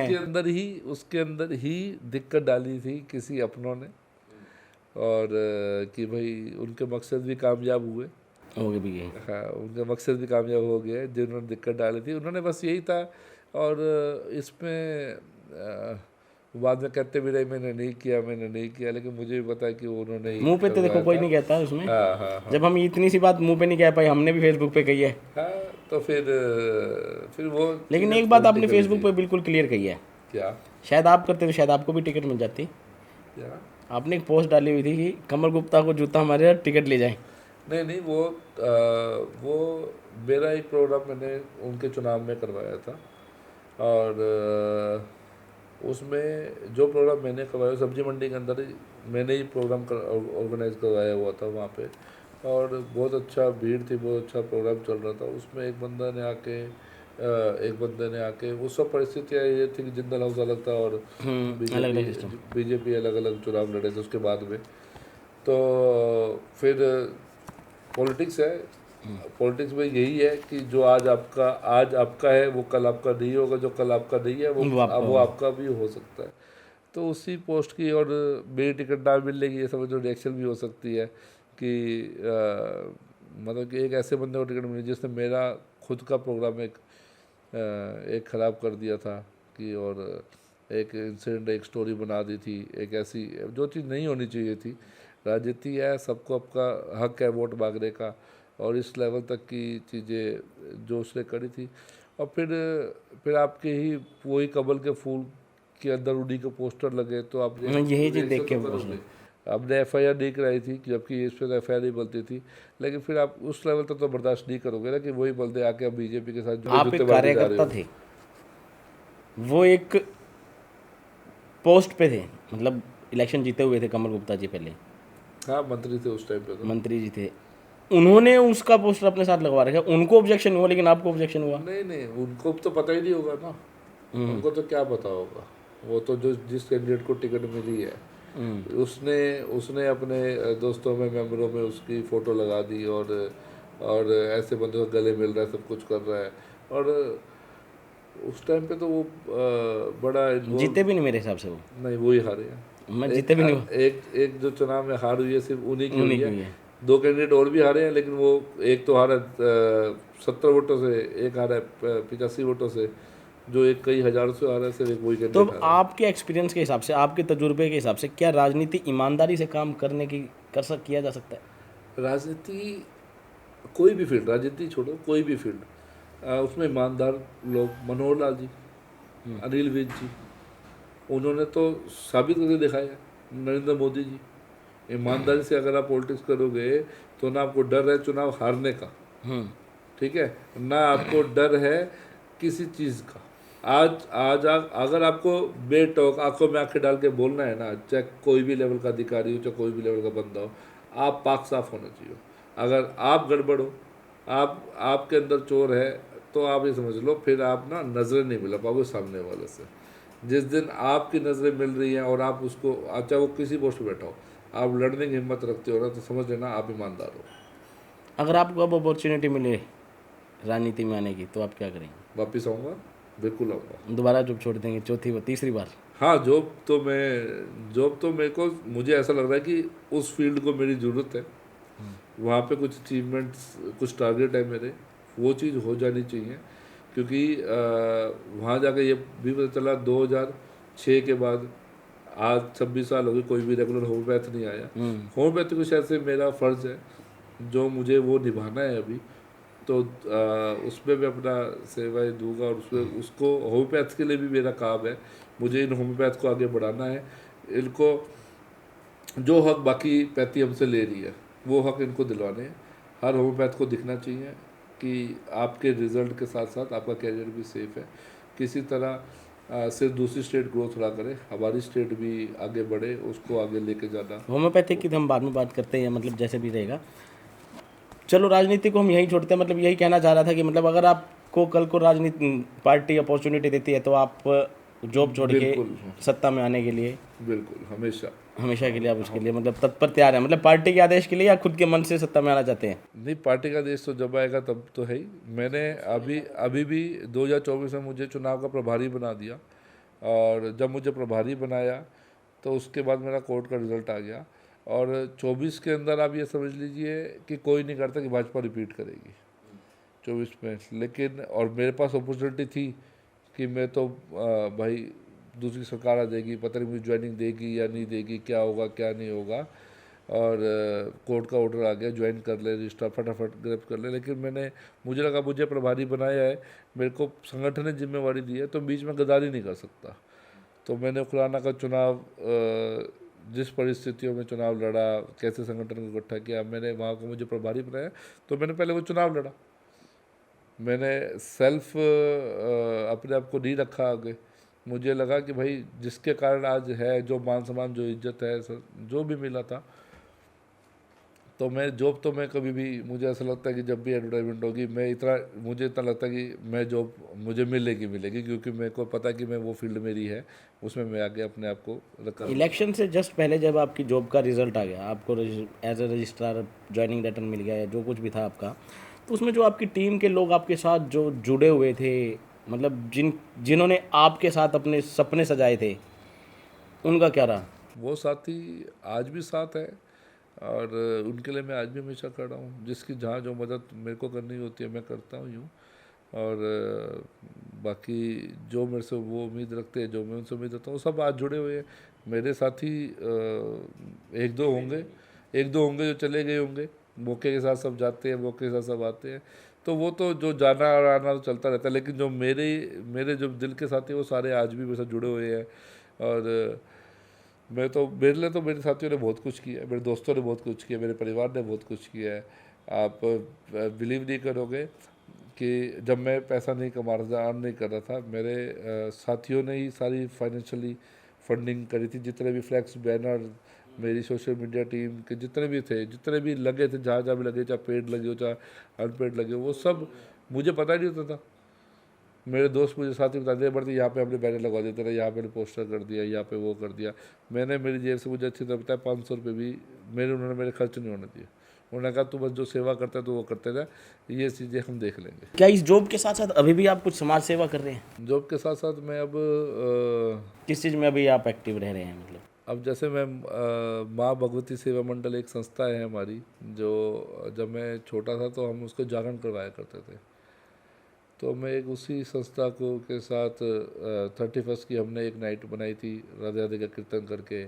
उससे पहले माता की चौकी रखवाई थी। उससे पहले अभी होली महोत्सव में भी लोगों के साथ सोशली जुड़ा हुआ हूँ। और इसके अलावा अब जैसे कि आप हम अनिल विज जी के डिपार्टमेंट से मतलब कि जो भी काम होते हैं जो लिंक होते हैं, जैसे लेबर डिपार्टमेंट उनके पास है। लेबर है, परिवहन है। मतलब मेन लेबर के जो गरीब लोग हैं ना, उनको कई बार बड़ी दिक्कत होती है। तो उनके साथ मैं जुड़ा हुआ हूँ और उनके साथ मैं काम कर रहा हूँ। वो उनके लिए जो मैं कर सकता हूँ, जहाँ पे भी जो जिसका हक है उसको मिल जाए, कोई उसमें कोई गड़बड़ ना हो, कोई उनको धोखा ना दे। अनिल विज जी की आपने बात छेड़ी, जब वो लास्ट टाइम होम मिनिस्टर रहे थे, तो जब भी वो हिसार आए थे, मेरे ख्याल से सबसे पहला जो उनका आना हुआ था आपके घर ही हुआ था, नहीं हिसार आने के बाद। नहीं नहीं, मैं अनिल विज जी आज से नहीं, मुझे अच्छी तरह याद है 1992 में 7-8 साल का हुआ करता था। उनका मारुति गाड़ी होती थी, वो तब से हमारे घर आते हैं। ऐसा नहीं है कि वो अभी अभी आने लगे या मंत्री वो बनने लगे। 92, 93, 94 के टाइम के मैं 8, 9, 10 साल का होता तब भी वो हमारे पास आते थे। और मतलब ऐसा तो हुआ ही नहीं कि वो हिसार आए हो और हमारे पास ना हो, ऐसा तो मुझे मैंने आज तक फेसबुक नहीं पे बहुत पता। सी पोस्ट देखे हैं, चाहे मतलब उनका बर्थडे हो तो मेरे हिसाब से आपने हर बार उनके बर्थडे पे हवन किए हैं, हाँ, हवन, मेडिकल कैंप, मेडिकल कैंप चलते रहे हैं अपना उनके, वो हेलमेट बांटे हैं हेलमेट भी हमने। बांटे थे लास्ट टाइम आपने। हमने उनके लिए तो देखो, जिससे आप सीखे हो, जिससे आप आगे बढ़ते हो, और मतलब आपको एक मतलब प्राउड फील होता है। बल्कि उन्होंने भी मेरे हिसाब से एक वीडियो, मतलब एक पोस्ट में वीडियो कॉल में शायद आपके बेटे को बर्थडे विश किया हुआ है, मतलब हाँ, पोस्ट मैंने वो भी देखी पहले आपकी। फर्स्ट बर्थडे पे उन्होंने वीडियो कॉल करी थी, सेकंड बर्थडे वो खुद आए थे। 2 साल का बेटा हुआ मेरा, फर्स्ट बर्थडे पे उन्होंने वीडियो वहीं से कॉल कर। वीडियो कॉल करी थी। कि उसके हवन के वक्त उनका वीडियो कॉल आ गई थी। तो राजनीतिक मतलब ऊपर वाले लेवल पे भी इतनी सपोर्ट होने के बाद भी आपको लगता है कि कहीं मतलब सिफारिश की वजह से टिकट नहीं राजनीति राजनीति मैं कह रहा हूँ ना, ऊपर ही चलती है ना। कई बार मिला? कई उससे भी बार ऊपर चल रही थी। है ना, उसी लेवल पे चल रही है, क्या पता। जो डिसीजन है देखो, कहीं ना कहीं मुझे ऐसा लगता है कि मेरे लिए कभी और रास्ते हैं। भगवान ने चाहा होगा, जिस दिन मुझे एंट्री मिलेगी उस दिन मैं फिर आ जाऊँगा। चलो, अनिल विज जी के लिए मतलब आप उनकी पर्सनैलिटी के लिए क्या 3 शब्द कहना चाहेंगे? अनिल विज जी के लिए 3 शब्द। एक तो ईमानदार, दबंग, और वाकई शेर। गब्बर। गब्बर। वाकई वो बंदे ऐसे हैं कि जो बेखौफ है। वो कहता हूँ ना, नज़र मिला सकता है वो बंदा, क्योंकि वो हमेशा ईमानदार रहे हैं। बस वैसा ही बनना है। और उस फील्ड में राजनीति बंदा अगर ऐसा होता शेर, और वो बहुत ज़्यादा नॉलेजेबल है। ग्राउंड लेवल की नॉलेज है उनको। उनको ग्राउंड लेवल छोड़ो, हर डिपार्टमेंट की, हर फील्ड की, हर चीज़ की नॉलेज है। मैंने कई बार देखा है कि बड़े बड़े एसीएस के कई बार हुआ है ऐसा कि जैसे एसीएस सर कोई कभी कोई फाइल फूल के लिए मंत्री साहब बैठे और मैं भी वहाँ बैठा हूँ, तो जो उनका इंटेलिजेंसी लेवल है, ऐसा नहीं है कि उनको कोई बेवकूफ़ बना के चला जाएगा। उनको एक एक चीज़, अच्छा आपकी मेरी होम्योपैथी की नॉलेज तो छोड़ो, मेरी होम्योपैथी की नॉलेज भी है उनको, और बिजली की नॉलेज भी है उनको। मतलब कोई भी उनको डिपार्टमेंट दे दिया जाए। लेबर डिपार्टमेंट की भी नॉलेज, और वो बता एक्चुअली 7 साल का एक्सपीरियंस उनका बहुत बड़ा रहेगा ना, जो उन्होंने मतलब आम जनता के बीच में बिताए हैं। हाँ हाँ, वो जो एक्सपीरियंस और जो नॉलेज है ना उनको, और हर फील्ड की, उसका भी अलग फैन हो। मतलब कि मैंने कई बार देखा है कि उनके लॉजिक और उनका और चीज़। अब देखो कितना बड़ा स्कैम है, कितना बड़ा स्कैम था वो लेबर वाला जो उन्होंने निकाला, जिस पर अभी इंक्वायरी चल रही है, वो उनकी नॉलेज से निकला। हाँ, चल तो काफ़ी टाइम से रहा है। वो पैसा कहाँ जा रहा है, वो चीज़ें धीरे धीरे बाहर आएंगे, अधिकारी क्या कर रहे थे और क्या चीज़ है वो। तो वो कहते हैं ना, मैं बेखौफ हूँ और अधिकारी मेरे से डरते हैं। वो डरते भी इसलिए क्योंकि वही एक ईमानदार है जिसको आप बेवकूफ़ बना सकते, जो नॉलेज वाला ईमानदार है। तो आप ऐसे बेवकूफ़ उसको बना नहीं सकते। आपने राजनीति में भी अपना अच्छा काम दिया, चौधरीवास में भी आपने अपना पूरा मतलब जो आप दे सकते थे उससे ज़्यादा देने की कोशिश करी, मतलब सोशली भी आपने सब कुछ दिया। अब आप एज ए रजिस्ट्रार अपॉइंट हुए हैं, इसमें आप क्या दे रहे हैं अभी? मेरे देखो, मेरे वहाँ पे दो दो पार्ट है। एक मेरी काउंसिल, एक होम्योपैथी। काउंसिल का भी मैंने एक पोस्ट देखी थी, शायद सीएम साहब ने किसी चीज़ का हाँ, उद्घाटन किया था, पोर्टल। कुछ हाँ, पोर्टल पोर्टल आपका का शायद कुछ ऐसा हमने कुछ हुआ अपना है उनका। हरियाणा का पोर्टल बनाया है। जैसे पहले हमारा केंद्र सरकार का था, उसको यूज़ करते थे, तो हम डिपेंडेंट थे थोड़ा सा उन पर। फिर हमने सीएम साहब से बात करके एक उनका बन रहा था प्रोग्राम, तो उसमें हमने अपना होम्योपैथी का भी पोर्टल बनाया है जो आज सभी को कि मेरे काउंसिल में किसी को आने की जरूरत नहीं है। ऑनलाइन ही काम होगा। हाँ, मैं किसी को भी डॉक्टर्स को तो ये आपने ही मतलब एक स्टार्टिंग पहले भी एक बार स्टार्ट हुआ था लेकिन इतना वो सक्सेसफुल नहीं हो पाया था। फिर काउंसिल का चला था, जो भी जिसका भी जो भी रहा हो, सबकी अपनी अपनी अचीवमेंट, सबके अपने अपने टारगेट होते हैं। मुझे ये लगा कि ये चीज़ ज़्यादा बेटर है और सबको एक प्लेटफॉर्म पे आना चाहिए, तो मैं इसलिए हमने वो करवाया।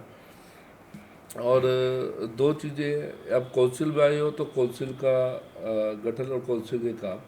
दूसरा होम्योपैथी, कि होम्योपैथी काउंसिल का काम होता है कि मुझे जितने भी फर्जी डॉक्टर हैं जो होम्योपैथी दवाइयाँ रजिस्टर्ड नहीं है, रेगुलर नहीं है, जो सिर्फ वैसे ही झोला छाप डॉक्टर है। झोला छाप डॉक्टर है, उनके अगेंस्ट एक्शन लेना। दूसरा जो रजिस्टर्ड है, जो डिग्री कराए, कंप्लीट कराए, उनको ईज ऑफ अपना उनको रजिस्ट्रेशन नंबर देना ताकि वो अपना क्लिनिक सेटअप कर पाए बढ़िया और तरीके अपनी से। फील्ड में आगे बढ़ पाए, जब काम कर पाए। काउंसिल का मेन काम यही होता है। लेकिन मेरी नेचर में है कि मुझे थोड़ा सा ज़्यादा करना होता है, जब कुछ भी करना होता है तो मैंने कुछ अपने टारगेट अलग रखे हैं। जैसे कि 2018-19 में एक अनाउंसमेंट हुई थी कि होम्योपैथिक कॉलेज आपका बनाएंगे। टेंडर भी हो गया था, एक साल के बाद वो बंद हो गया था। 2020-21 में वो टेंडर बंद हो गया था, फिर वो चला नहीं था। तो जब मैं गया हूँ तो मैंने अपना टारगेट रखा था कि भाई वो कॉलेज फिर से स्टार्ट होना चाहिए और हमारे होम्योपैथी का एक गवर्नमेंट कॉलेज होना चाहिए। तो उसमें मैं उसका नक्शा वक्शा पास करवा के हमने उसमें काम आगे बढ़ के उसको हम टेंडर वापस दोबारा से वो, क्योंकि उसमें 55 करोड़ का टेंडर है वो, अब उसको उस स्टेज पे ले आया है कि वो सीएम साहब की टेबल पे जाने वाला है, क्योंकि 15 करोड़ से कोई भी ऊपर टेंडर होगा, फर्म को मिलने के बाद भी सीएम साहब की अप्रूवल चाहिए होती है। तो अब उस स्टेज पे उसको ले आया है कि वो टेंडर वापस स्टार्ट हो जाएगा और एक साल के अंदर अंदर विद इन हमारा कॉलेज फिर से बनना शुरू हो जाएगा। तो ये सरकारी कॉलेज खुलेगा हाँ, गवर्नमेंट कॉलेज, कहाँ? गवर्नमेंट या अम्बाला में खुल रहा है। ठीक है। तो मतलब जैसे ये एमडी यूनिवर्सिटी है, जेजी यूनिवर्सिटी है, या मतलब किसी भी तरह के एक डिपार्टमेंट अलग से है, तो ये जो आपका मतलब रजिस्ट्रार बनाए गए हैं, जो आपकी पोस्ट है, इसमें जो होम्योपैथिक है, तो इसमें आपके सिर्फ क्लिनिक्स रहते हैं या उनको रजिस्ट्रेशन देना भी आपका काम रहता है? उनको रजिस्ट्रेशन भी हमें हमें ही देने हैं, चाहे प्राइवेट हो चाहे गवर्नमेंट सेक्टर हो, कोई भी होम्योपैथी डॉक्टर हो। सिविल हॉस्पिटल्स में भी रहता है ये होम्योपैथिक? हॉस्पिटल में जो भी होम्योपैथ होगा, हाँ हाँ, सभी में। मेरी वाइफ है हिसार में, तो अच्छा, वो होम्योपैथिक में ही? वो होम्योपैथिक फील्ड में ही है। तो उन सबको मतलब यहाँ से परमिशन देना और उन सबको आगे बढ़ाने का काम ये हमारा ही मतलब उस चीज़ में रहता है। लेकिन वो सिर्फ काउंसिल तक मुझे सीमित नहीं रहना। मेरा टारगेट है कि हमारे डिप्टी डायरेक्टर नहीं है, हमारे सभी होम्योपैथ्स को वैकेंसी नहीं मिल रही है, तो उनके लिए वैकेंसी क्रिएट करवाना, उनके लिए सर्विस रूल बनाना, उनके लिए एक जो हमारे फार्मासिस्ट है उनके लिए आज तक कोई ठिकाना नहीं है कि वो रजिस्टर्ड कहाँ पे होंगे, उनका कोई कोर्स नहीं है। मैंने वो फाइलें चलवा रखी है कि भाई होम्योपैथी का फार्मेसी का कोर्स हिसार में हरियाणा में आए, और साथ में उनकी फिर हम रजिस्ट्रेशन प्रोसेस शुरू करेंगे कि वो भी रजिस्टर्ड हो, उनको भी उनका स्टेटस लगे। फिर बाउंड करेंगे सभी होम्योपैथ डॉक्टर्स को कि आपको जो पर्चा पढ़ के गया है, जो एजुकेशन वाला है, तो इससे होम्योपैथी को अपग्रेड करना, वो मैंने अपनी लाइफ के अलग से टारगेट लिया। मुझे लगता है कि ये 4-5 गोल है मेरे पास जो मुझे अचीव करने हैं, और जो होम्योपैथी में आए हो तो फिर अपना टारगेट काउंसिल के अलावा कुछ अलग जो काम करना, वो मुझे ये काम करना है अभी। तो ये तो चलो आपको बहुत अच्छी मतलब अपॉर्चुनिटी मिली हुई है, आप उस पर कर रहे हैं काम, बहुत अच्छे से कीजिए। लेकिन इसके साथ साथ मुझे ये लगता है कि हिसार की जनता को आपसे और भी बहुत ज़्यादा उम्मीदें हैं कि मतलब आप इस पे काम करते हुए भी और इसके के साथ भी और इसके बाद भी अगर आपको और अच्छी अपॉर्चुनिटीज़ मिलती हैं, तो वो जनता को मेरे हिसाब से आपसे बहुत ज़्यादा उम्मीदें हैं कि मतलब एक उम्मीद की किरण जगाई थी आपने उनको कि अब कोई हिसार को कोई ऐसा व्यक्ति मिला है जो मतलब ज़मीनी स्तर पे बिल्कुल ग्राउंड लेवल पे जाके उनकी सुन रहा है, उनको समय दे रहा है, उनकी हर प्रॉब्लम को सुन रहा है। तो जिस चीज़ का जो जब समय आता है वो आएगा, और वो बिल्कुल आएगा। और मैं आपको आज भी बता रहा हूँ कि हिसार की जनता के साथ मैं जुड़ा हुआ हूँ और जुड़ा हुआ रहूँगा। यहाँ के काम चाहे मुझे ये यहाँ आप से करवाना हमारी हो, चाहे वहाँ से करवाना हो। हमारी जो ऑडियंस जो आपको देख रही है, सुन रही है, आप उनको क्या मैसेज देना चाहेंगे अपनी तरफ से? मैं हिसार का बेटा हूँ और मेरी जो जिम्मेवारी है हिसार के लिए भी है और उसको मैं पक्का निभाऊंगा। और मैं आगे बढ़ के जैसे भी जितना भी मेरे से जो काम होगा, जब मुझे जो आदेश मिलेंगे, वो काम हम हिसार की जनता के लिए और हिसार के उन सभी साथियों के लिए मिल के बिल्कुल आगे बढ़ाएंगे, बिल्कुल आगे करेंगे और हिसार को आगे बढ़ा के लेके जाएंगे बिल्कुल। तो ये थी डॉक्टर वैभव विदानी जी की कहानी, उन्हीं की ज़बानी। तो ये थी उनकी कहानी, उनकी कॉलेज लाइफ से लेके एक जॉब छोड़ के दूसरी जॉब करना, फिर समाज सेवा करना, फिर दूसरी जॉब पकड़ना, फिर समाज सेवा करना, राजनीति में आना, फिर तीसरी जॉब करना, और आज तीसरी जॉब ये कर रहे हैं जो एज अ रजिस्ट्रार ये चंडीगढ़ बैठकर हिसार के लिए काम कर रहे हैं, पूरे हरियाणा के लिए काम कर रहे हैं। तो मतलब इनकी जो भी लाइफ की जर्नी रही होगी, मुझे लगता है कि हर एक पर्सन को इनके अनुभव से, इनके विचार से कुछ ना कुछ सीखने को ज़रूर मिला होगा। अगर आपको हमारी बातचीत अच्छी लगी हो तो वीडियो को शेयर ज़रूर करें। धन्यवाद।